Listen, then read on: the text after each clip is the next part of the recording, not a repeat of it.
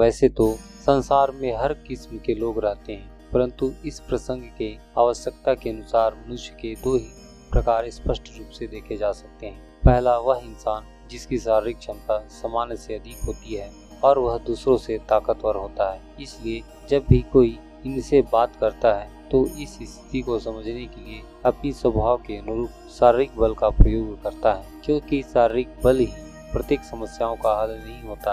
उनकी कुछ सीमाएं होती है। सीमा अर्थात बंधन, और जितनी छोटी हमारी सीमाएं होती है हमारे कार्य और व्यवहार में उतनी ही बड़ी बड़ी गलतियां होती हैं। फिर भी लोग यही समझते हैं कि शारीरिक बल है तो सब कुछ हमारे कंट्रोल में होना चाहिए, क्योंकि बल का स्वाभाविक गुण ही अधिग्रहण करना होता है। इसलिए रास्ते में आने वाले सभी रुकावटों को बलपूर्वक कुचल देना ही उचित समझते हैं। इसलिए लोग इन्हें बैल बुद्धि का भी कहते हैं। ताकत तो भरपूर होती है, परंतु ऐसे लोग दूसरों के इशारे पर नाचने के लिए मजबूर होते हैं। परंतु फिर भी लोग ताकत के घमंड में जीवन के वास्तविक सच्चाई को भूल जाते हैं। जो ताकत हमारे भुजाओं में है, इसका एक निहित उद्देश्य है, परमार्थ की सेवा है और न्याय की स्थापना। परंतु इन सबसे दूर केवल अपना ही देखने वाले होते हैं कुछ लोग, और अपने ही घमंड में चूर रहते हैं, और देखने का मुख्य नजरिया ही बाहुबल पर आधारित होता है। और जैसे ही बलशाली शरीर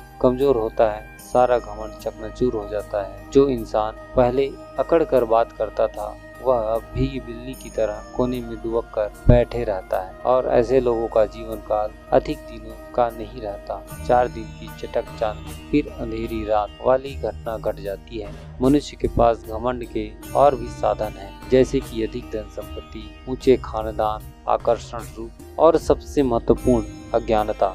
दूसरी तरह के लोग जिनके पास शारीरिक बल नहीं होता, वह अपने जीवन को व्यवस्थित करने के लिए बुद्धि का प्रयोग करते हैं और हर परिस्थितियों को अपनी अनुकूल ढालने का प्रयास करते हैं। वे सदैव चतुर प्रवृत्ति के होते हैं, न काहू से दोस्ती न काहू से बैर की भावना रखकर सदैव चलते हैं और स्वतंत्र जीवन यापन करते हैं। जैसे कि लोमड़ी शारीरिक ताकत दूसरों के मुकाबले कम होने के बावजूद भी वह किसी की गुलामी नहीं करता, स्वतंत्र जीता है और अपने रास्ते के रुकावटों को स्वयं दूर करता है। अब मैं आप सभी युवा साथियों से यह जानना चाहता हूँ कि दोनों में सर्वश्रेष्ठ कौन है और हमें किस तरह के व्यवहार वाले मनुष्य के जीवन का अनुसरण करना चाहिए।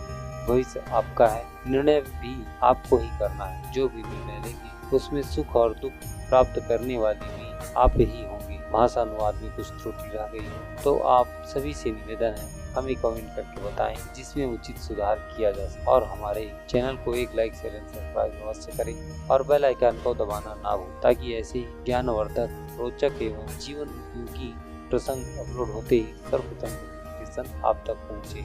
आज के लिए बस इतना ही। आशा करता हूँ अगली वीडियो में एक नए प्रसंग के साथ पुनः मुलाकात होगी। हमारे इस प्रसंग को शुरू से अंत तक ध्यानपूर्वक सुनने के लिए एक बार फिर से आप सभी का बहुत